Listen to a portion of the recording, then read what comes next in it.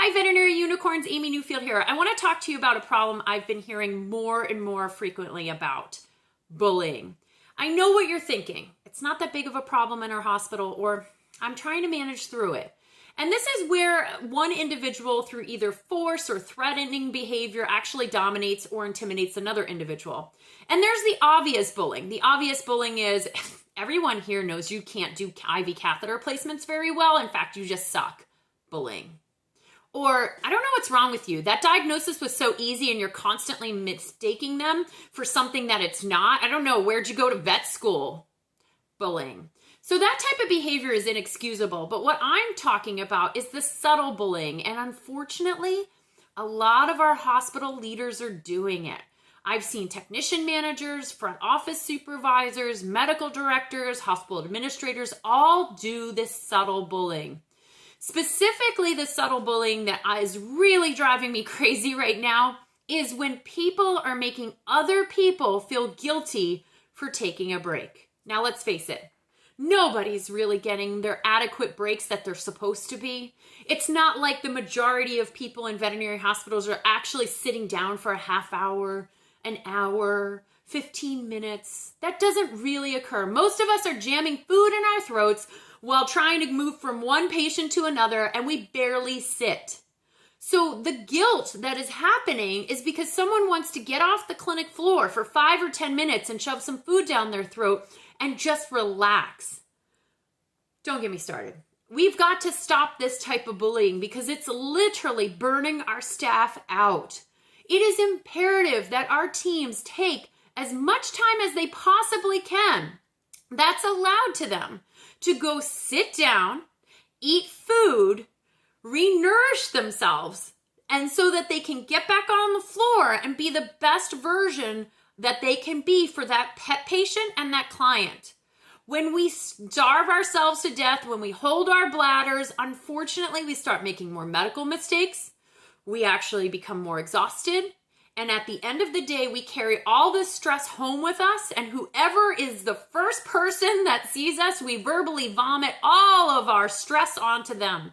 And so no, their lives are affected simply because we never had a chance to decompress.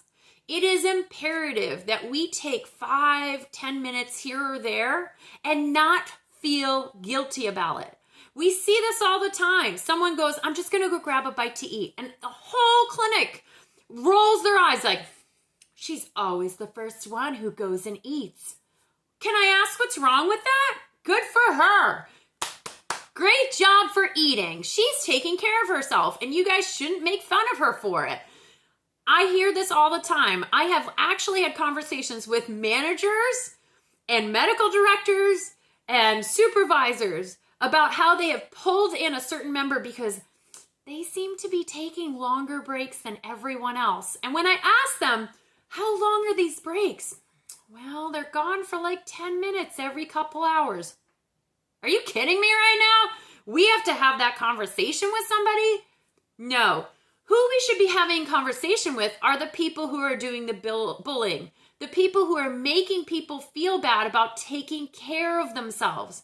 It should be a norm that all of us take better care of ourselves because this is so important. If you don't take care of yourself, you can't help your veterinary patients or the clients that come into your hospital. So this is my struggle lately. Be cognizant if this is happening in your hospital and stop it. Just put an end to it. If you are a leader, lead by example, which means you take care of yourself and you don't apologize for it. And then you demand others take care of themselves as well. Tell your team, I'm going to go eat. Please, if you need me because it's an emergency, let me know. But otherwise, I'll be back in 15 minutes. And when you come back after your 15 minutes, you say to someone else, you need to go take a break. Demand that it happens because it's imperative to making people be healthier veterinary professionals. There is no shame in taking care of yourself. I can't stress that enough.